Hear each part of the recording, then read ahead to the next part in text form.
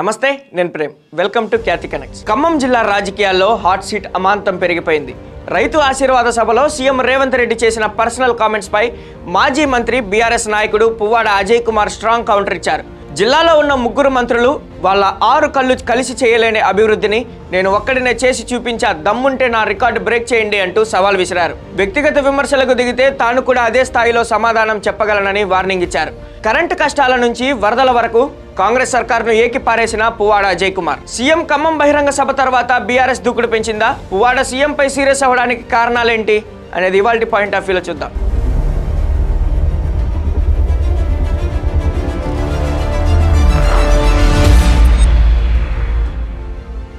ముఖ్యమంత్రి రేవంత్ రెడ్డి వర్సెస్ పువ్వాడ అజయ్ కుమార్. ఇప్పుడు ఖమ్మం రాజకీయాల్లో ఇదే హాట్ టాపిక్. చింతకాని మండలం జగన్నాథపురంలో జరిగిన సభలో సీఎం రేవంత్ చేసిన విమర్శలపై మాజీ మంత్రి పువ్వాడ ధీటుగా స్పందించారు. ఖమ్మం జిల్లాకు ఇప్పుడు ముగ్గురు మంత్రులు ఉన్నారని, 6 కళ్ళతో వాళ్ళు సాధించిన అభివృద్ధి ఏంటో చెప్పాలని నిలదీశారు. గత బీఆర్ఎస్ ప్రభుత్వంలో కేసీఆర్ సహకారంతో తాను ఒక్కడినే వేల కోట్ల నిధులు తెచ్చి ఖమ్మం రూపురేఖలు మార్చానని, తాను చేసిన అభివృద్ధికి ధీటుగా ఇప్పుడు అభివృద్ధి చేసే దమ్ముందా అంటూ పువ్వాడ డైరెక్ట్ ఛాలెంజ్ విసిరారు.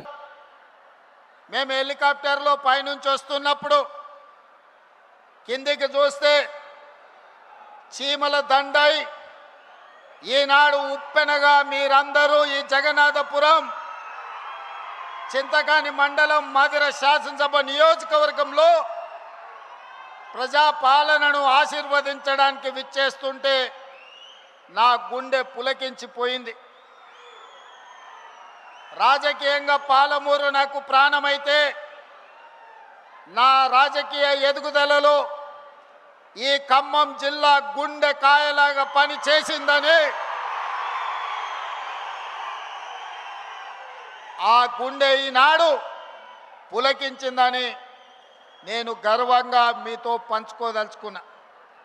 మిత్రులారా, సరే, నేను ఒక విషయం అడుగుతా ఉన్నా. ఒక వ్యక్తికి 2 కళ్ళుంటే ఎంతో విజన్తో పనిచేస్తారు. నేను ఒక్కదాంతోనే నేను ఏం పని చేసినా అనేది ఈ జిల్లా ప్రజలకి, ఖమ్మం జిల్లా ప్రజలకి, ఖమ్మం ప్రజలకి తెలుసు.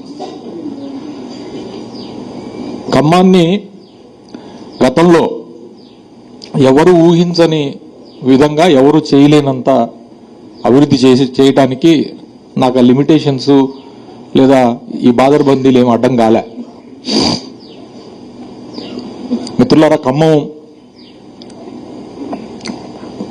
నగరంలో కానీ లేదా ఖమ్మం జిల్లాలో కానీ ఎమ్మెల్యేగా లేదా మంత్రిగా నేను ఒక కన్నుతో పనిచేసి చేసిన అభివృద్ధి, మీరు 3 మంత్రులు ఉండి 3 × 2 అంటే 6 కళ్ళుతోనే నేను చేసిన దాంట్లో కనీసం 10వ వంతు మీరు చేశారా అని నేను అడుగుతా ఉన్నా, ఛాలెంజ్ చేస్తా ఉన్నాను. నేను